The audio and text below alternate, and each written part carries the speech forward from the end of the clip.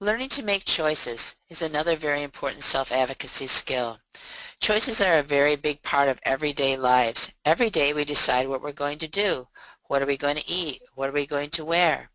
We all need to be able to do this, and it is equally as important for people with disabilities to learn to make good choices too. Being able to make good choices is critical for them to learn independence and self-control. Choices always give them a sense of ownership of their lives. We as parents know that lots of times it's easier for us to make the choices for our child. This is depriving them of the opportunity to learn from good choices and bad choices and their consequences. These lessons learned help a child to become as responsible and independent as is appropriate for them. Where in your child's life can you offer choices? Maybe a possible choice would be what time is bedtime on Friday night? What time to get up on Saturday? What type of haircut do they want? And when do they want to get it cut? Or what kind of shampoo do they want? Maybe what cereal do they want to buy that fits in the guidelines of the diets? Maybe what clothes do they want to wear or color sneakers to buy? Other choices might be how much computer time, video games, or TV time that fall within the family's guidelines. To reinforce the making of choices and have them understand that they have power when they make good choices and that people will listen to their choices, be sure to go with the choices the child has made from the ones presented to him, even if his clothes don't match that day or the cereal tastes bad.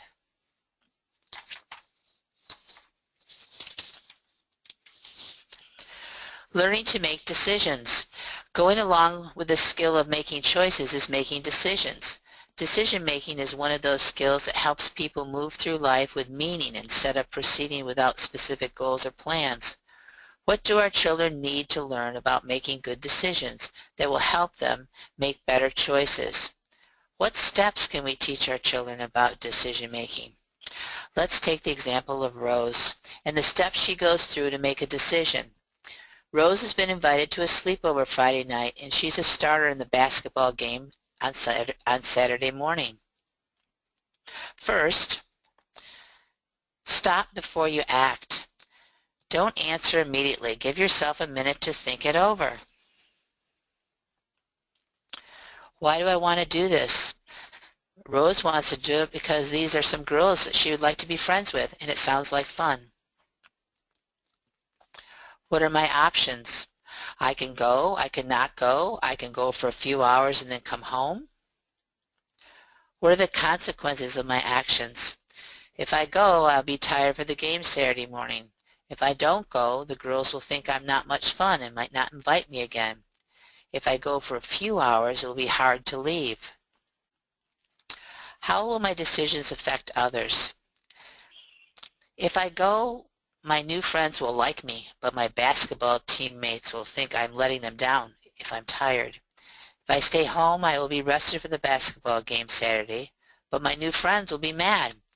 If I go for a few hours, my parents will have to come pick me up.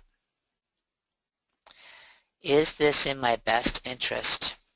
I have to weigh between maybe making new friends at the sleepover or keeping my starting position on the basketball team if I'm tired. My best interest is to keep my starting position on the basketball team and not let my teammates down. I will go to my friend's house until 9 p.m. and go home. Helping your children understand these steps will help them to learn to be good decision makers. How to problem solve. Problem solving is a skill that enables a child to develop different values in ways of thinking and in different ways of looking at things. It helps them to think logically and to be creative and to take an active role in their lives. Problem solving helps a child learn to reduce their frustration by learning that things can be done differently in many cases and still turn out all right or even better. Let's take the example of Ben in the red shirt that is the farthest away from the TV. Ben is hearing impaired and enjoys his friends coming over, but he also enjoys watching and listening to TV. Last time his friends were over, Ben had a meltdown because he couldn't hear the TV. So how can we as parents help Ben problem solve so to avoid another meltdown with his friends over the TV? Identify problem and possible solutions. The problem is Ben's too far away from the TV and his friends aren't always quiet. Possible solutions would be that Ben switches places with the other boy with a red shirt or sits on the floor near the TV. Help them to relate to past experiences. Ben knows that if he's too far from the TV he can't hear it, especially if people are talking. He knows if he's closer he can hear better. Ben did not have a meltdown and enjoyed his friend's visit and the TV. Since Ben had a positive outcome, he will be in a better position to problem solve next time when he's unable to hear something going on. Ask your child what-if questions to help them learn to problem solve. What if the toothpaste is gone? What if you're locked out of the house? What if supper burns on the stove? It can be a fun game to play with children to help them start problem solving. We act as role models for our children as we problem solve our day from day to day. They're watching us. Things for us to think about as we do that are, what is my approach to problem solving? Try to use words such as problem, think, ideas, and solve. This is the vocabulary involved with problem solving that your child should become familiar with as you describe what you are doing. Being willing to admit your bad problem solving mistakes as well as your good will help your child learn. They will learn that if you make a mistake, it isn't the end of the world and you can just try again. Learning about their disability is a very important skill. It is important for your child to understand that his or her disability is only a part of them, and everyone has things that they need help with. It is, however, important for them to be able to advocate for their needs. So another important self-advocacy skill is for the child to learn about their disability as much as possible. Ways to do this are helping the child understand what their disability is. What is a disability? Does it have a name?